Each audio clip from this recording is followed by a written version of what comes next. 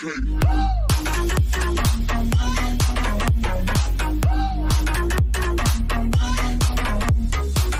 we do here is go back.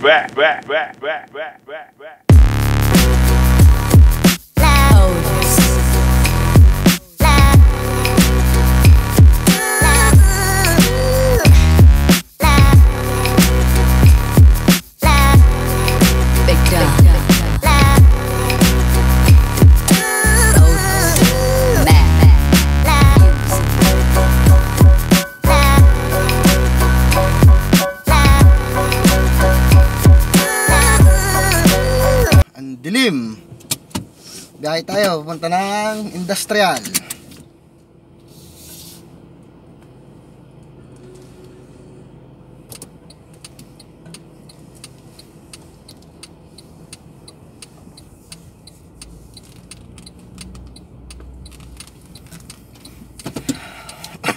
Dahil dyan, magsa-sound trip muna tayo.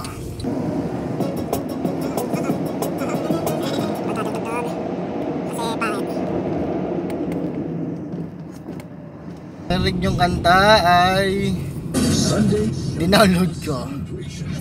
Kasi dati may group kami. Actually hanggang ngayon may group kami sa WhatsApp ng mga tropa. Ako ang pinaka DJ nila. So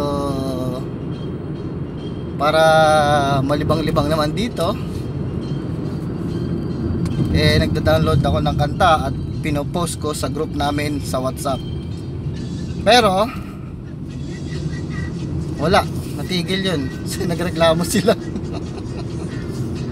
Napupuno daw ng kanta yung mga nila, phone nila. 20 minutes later. Panlalaki kasi mga chulong kapalorista.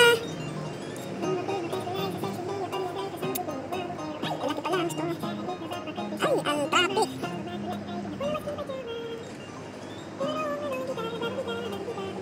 2,000 years later.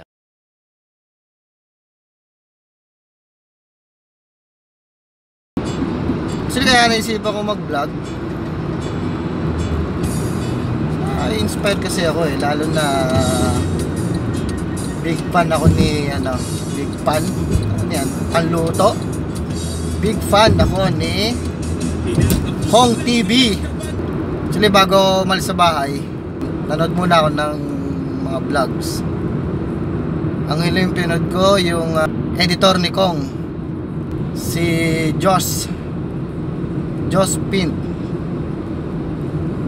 Actually nag-download ako ng ng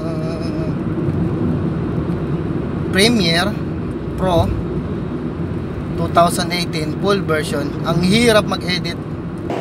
Tapos ako si Kong. Hindi ko alam kung kailan ko na-discover si Kong.